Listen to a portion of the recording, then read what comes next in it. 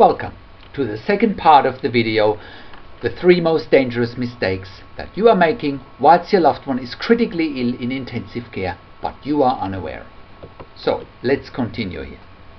So I understand that the questions are very confronting that we've discussed in the previous video, and the whole experience in intensive care can be very confronting. But if I can share with you my biggest takeaway after more than 15 years in intensive care nursing is that death is part of life. Let me repeat that again. Death is part of life. And the minute that I realized and accepted this very fact of life, I felt relieved. The sooner I stared death in the eye, the better it was for my personal development. I know this is blunt, but it's a reality and a fact. We are all going in the same direction, meaning we all die sooner or later. I clearly remember struggling in my first 2 years in intensive care, whenever I was dealing with patients and the families of patients who approached their end of life in intensive care. It was a real challenge. Over the years, I have found that guiding and caring for patients and their families through the end of life process and through the challenge of dealing with the inevitable is a tremendous privilege and not a burden. That doesn't mean that I don't enjoy looking after patients who fully recover and leave intensive care, but I am aware that there are not many professions in this world where part of the duties is caring for a dying person and their family. In your situation, it might also help if you try and make meaning out of the situation. Try and find meaning in adversity. Is there anything good going to come out of this situation? Try and find it. You will find it if you keep looking for it. Is it that you and your family might get stronger after adversity? I don't know what it is in your specific circumstances, but keep looking for it if you haven't found it yet. So, let's look at another example. Let's now move on to scenario number 2, where you might find that your critically ill loved one is only staying in intensive care for a short period of time, a couple of days or less, or maybe your loved one stays in intensive care for longer for a variety of reasons, maybe cardiac surgery, ventilation, renal dialysis, ECMO, etc., to only name a few. But the situation is that it's not life-threatening, and it is foreseeable that your loved one will go out to a hospital ward without any further complications or delays. If this is the case, you need again a little bit more insight of what is actually happening behind the scenes, so to speak, so that you can ask the right questions. So, you know that your loved one is very likely leaving intensive care very soon, with the likelihood of him or her fully recovering. That's great. Congratulations. You still want to have as much information and influence as possible, and you might ask about medications your loved one needs to continually take and how that might impact on your loved one's life, as very few people leave intensive care without being on regular medication for anticoagulation, which is a blood thinner, heart rate, blood pressure management, kidney management, to only name a few. Intensive care staff take for granted of whatever drugs we are giving in intensive care, that people just get on with it. However, for you who doesn't know any of the effects or the ins and outs of some of the medications your loved one is given, you should ask, and don't be afraid to ask. Knowledge is power after all. Ask for the specific drug names, and you can get a hell of a lot of information via the internet, obviously, as well as from the intensive care staff, doctors, nurses, and pharmacists. The bottom line is that you want to know. The next thing that you want to ask, and this is a bit of a tricky one, but it's still important, is the likelihood of your loved one being readmitted to intensive care. Obviously, if your loved one is a short and uncomplicated stay in intensive care and they are very likely to recover, things should go well. However, depending on your loved one's pre-medical history and or age, sometimes the intensive care team might hint towards a quote-unquote one-way discharge, meaning that if your loved one would require intensive care again, a note in your loved one's medical notes would clearly state that they are not for readmission back to intensive care.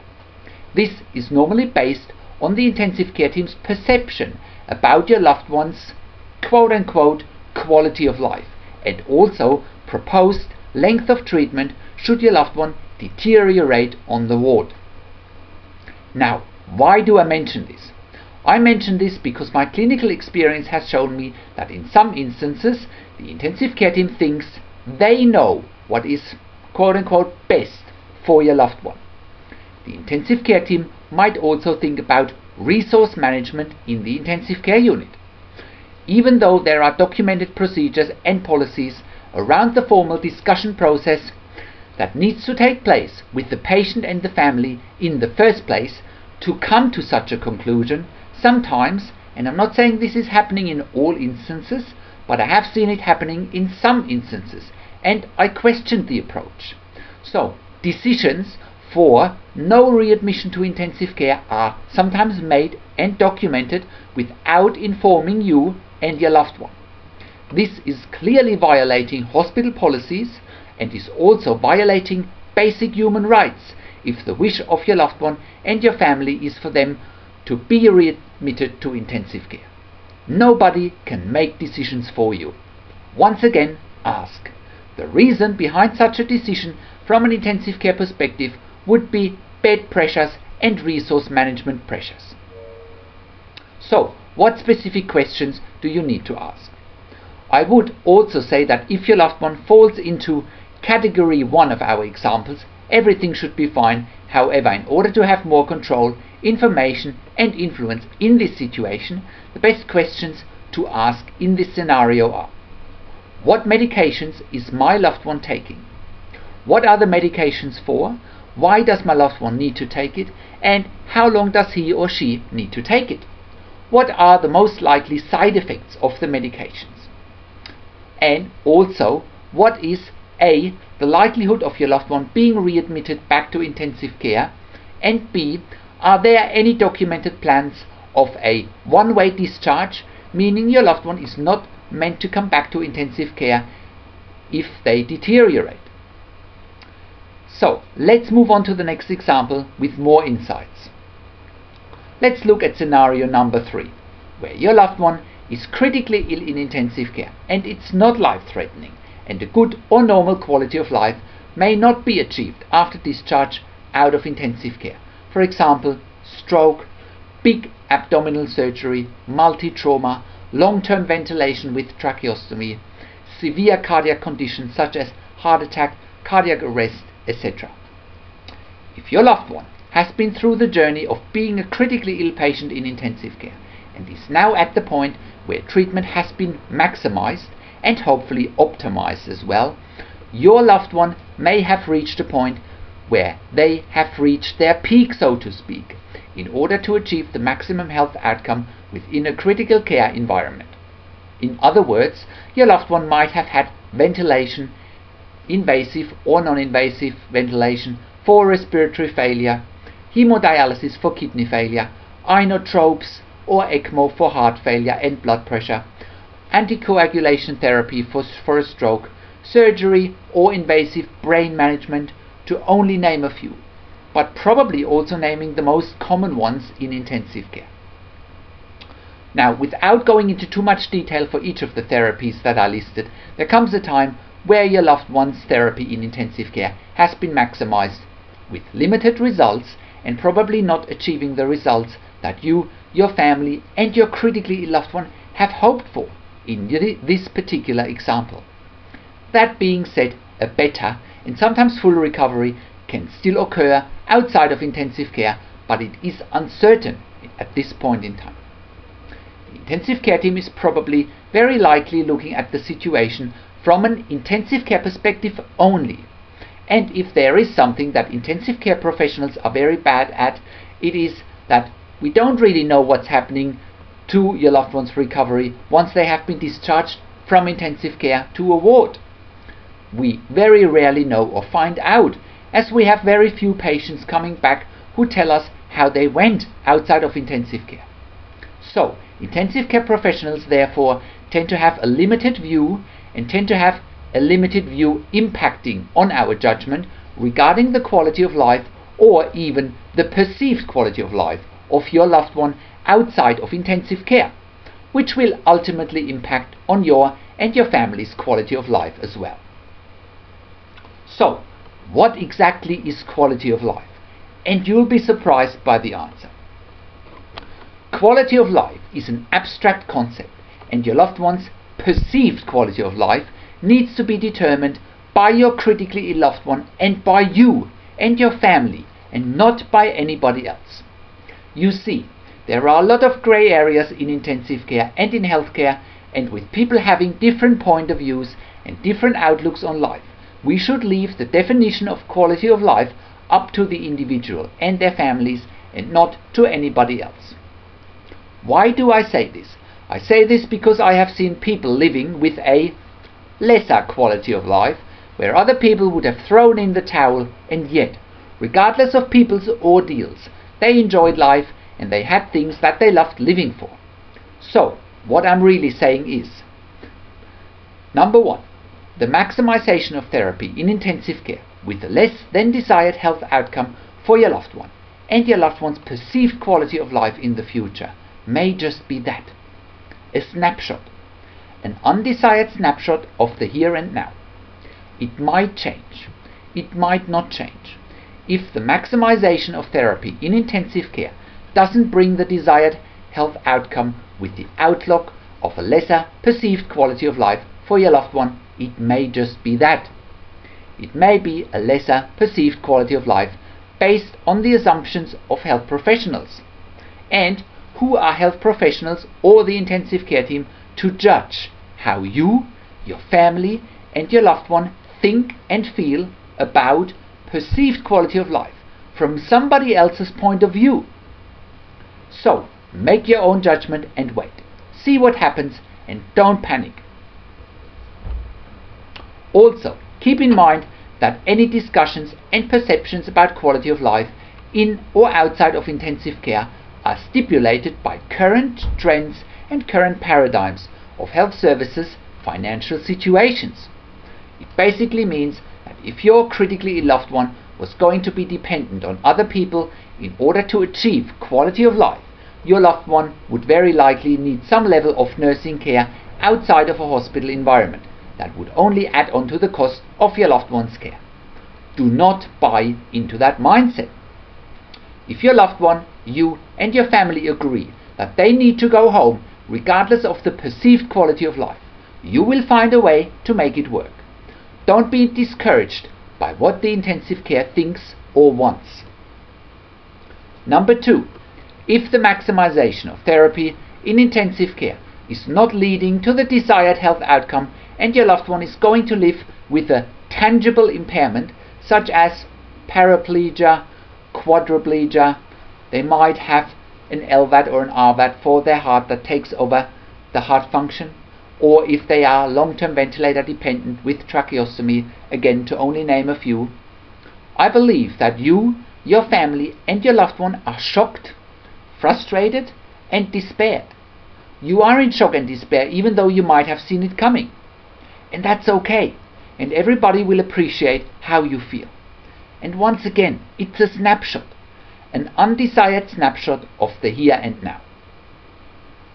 Those tangible impairments of your critically ill loved one's quality of life, such as the ones that I've just mentioned, may be paraplegia, quadriplegia, the LVAD or the RVAD, the long-term ventilator dependency with tracheostomy, etc. Once again, they're very tangible, and you can see how they would impact on your loved one's quality of life. Your loved one is very likely dependent on other people for the rest of their lives. That's not a good outlook to begin with. However, the sooner you look reality in the eyes, and the sooner you accept the very fact that this is how it is, you will gain control, power, and influence. You are dealing with the situation, so to speak. You are confronting the situation, and you will find ways and mechanisms to cope. It's unbelievable how resilient people are. People are far more resilient than you can ever imagine. Always keep in mind that mankind has survived for millions of years, and that's almost against many odds. If you are watching this right now, it means that you, your family, and your loved one in intensive care are the survivors of millions of generations that have come before you, and if your ancestors didn't have the energy and the resilience to deal with life's setbacks, you wouldn't be here, period. Your ancestors have probably dealt with a lot more adversity than you and I have, because there were no hospitals as we know of them today, hundreds of years ago, and people still became sick. Also, once again, find meaning in adversity. Things happen for a reason. What is your reason? If you can't find it straight away, keep looking. A lot of good things happen out of bad things. What are the good things happening out of your situation? It might just be as simple as your family coming closer together again after tragedy has struck. So, take away action steps for you and your family. Withhold judgment on quality of life. Position yourself well mentally so that you have a strong and powerful internal mindset. Even more important, withhold any judgment on perceived quality of life that is not even reality yet and something in the future.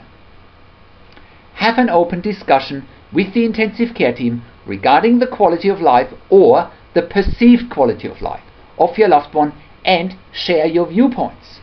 Don't have the perception of limited resources impact on your judgment. Know your critically ill loved one. What does he or she want? To what extent is he or she prepared to put up with tangible impairments, for example, quadriplegia or ventilator dependency, to only name two? To what extent is he or she prepared to go through a prolonged period with little or no progress before quality of life can be restored? Also, know what external services are available in your area for discharge from hospital that can help you at home. In this day and age, even ventilation at home with tracheostomy is a possibility. Check out intensivecareathome.com.au for home services for ventilator dependency. Also, your views on those issues will mainly determine the level of control, power and influence you will have over the situation. Always remember, 99% in life you can't control. Focus on the 1% in life that you can control and become a master at it, and you'll be in charge of your destiny. Mistake number 3. Relatives of critically ill patients in intensive care panic. This is another big one. I see it far too often. Families of critically ill patients in intensive care panic. I see a lot of people panicking when they first visit their loved one in intensive care. On the one hand, this is totally understandable and totally acceptable, and the staff in intensive care can empathize with you and your family, and they appreciate your concerns and they appreciate how you feel. You might have had a phone call in the middle of the night regarding your loved one being admitted to intensive care, or you might have personally witnessed the incident that led to the ICU admission of your critically ill loved one. Whatever the case may be, and whatever circumstances you might have found yourself in when your critically ill loved one was admitted to intensive care, know this. Try not to panic. I know this is easier said than done. However, like in many other situations of crisis that you have been thrown into, panicking only makes the situation worse. I do see a lot of people panicking when they first visit their loved one, and this is totally acceptable and understandable at first. The staff in intensive care very much appreciate that you feel out of your comfort zone, that you feel challenged, vulnerable, and that you feel like the world is tumbling down on you. You and your family probably feel like fish out of water. And here's the thing. The intensive care team feel like fish in the water. They live and breathe intensive care. Hopefully they explain to you everything that is happening, and they hopefully tell you verbally or non-verbally of what they think is going to happen to your critically ill loved one. You also might feel overwhelmed by seeing all the equipment in intensive care that is keeping your loved one alive, and you might think, oh my God, this looks really challenging and complicated. However, the intensive care staff, whether doctors or nurses, have gone through special training, and they tend to be well qualified and highly skilled in order to perform their jobs well. I'll also quickly bring back those figures from earlier and remind you that only around 6.6% of all intensive care admissions do not survive intensive care. That's, in the bigger scheme of things, a relatively low number considering the number of very sick people going through intensive care. I also know that these figures don't help your circumstances if your loved one is about to die or has died in intensive care. But I think those figures give you a better understanding about what's really happening in intensive care, and it hopefully puts things in perspective. It means that close to 95% of all patients going through intensive care actually do survive, and that is despite everything we are doing in ICU. I'm totally kidding here, by the way, with this last statement. The staff in intensive care very much appreciate that you feel out of your comfort zone and that you feel like the world is tumbling down on you. And they are here to help. They are busy people, but they love to help. You might feel overwhelmed by seeing all the equipment in intensive care that is keeping your loved one alive, but again, bear in mind, doctors and nurses have gone through special training, and they tend to be well qualified and highly skilled in order to deal with all the equipment. So, there is no need for panic. Your critically ill loved one is in safe hands. So, how can you ensure that you and other family members don't panic when your loved one is critically ill in intensive care? The main sticking points are: have trust and confidence and belief in yourself, in your family, and in your critically ill loved one. Confidence, trust, and a strong positive belief system are a good starting point, and it might work as a positive, self-fulfilling prophecy. Also, have trust and confidence in the intensive care staff. They sometimes suffer with you. They want nothing more than to get you and your loved one through this. Ask as many questions as you want so that you are understanding what is happening, and also try and understand the dynamics behind the scenes. This will help you to understand the bigger picture. You can learn a lot about the dynamics and the behind the scenes in our ebooks, videos and audios, and also how those dynamics impact on the care that your loved one is receiving or not receiving. Also, tap into your own resources to calm you down. How have you dealt with previous situations of crisis and adversity? What and who has helped you there? I bet you have been through many challenging situations in your life before, and you have come out good at the other end. Do it again because you know how to do it.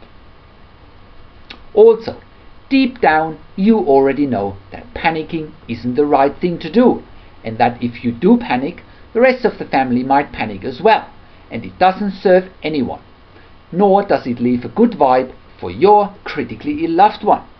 Your loved one needs good vibes and good energy around them. It's vital. Also, when you are in control of yourself, it's so much easier to tap into your own resources, which will help you to deal with the situation most effectively, as you are in a position to manage the rest of your family effectively, and you are also able to deal with the intensive care team effectively. I really hope that this video has served you well, and I hope that you have gained even more insight of how you can effectively deal with your fears, frustrations, your struggles, your vulnerability, and how you can turn the situation around so that you feel powerful, in control, influential, so that you are mentally well positioned and mentally strong to deal with adversity. Hopefully I was also able to elevate your thinking and also to lift your spirits.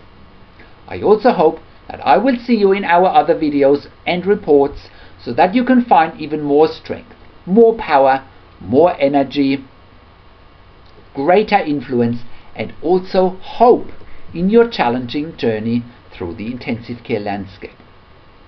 For more information on a variety of topics within intensive care, check out more of our reports, ebooks and videos, and also read our blog for more tips and strategies, and also check out our Your Questions Answered section. You can also send me an email to support@intensivecarehotline.com if you have more questions. Thank you so much for watching this video, and thank you so much for being part of the intensivecarehotline.com video series. This is Patrick Hutzel from intensivecarehotline.com. Thank you, and I'll see you again in another update soon.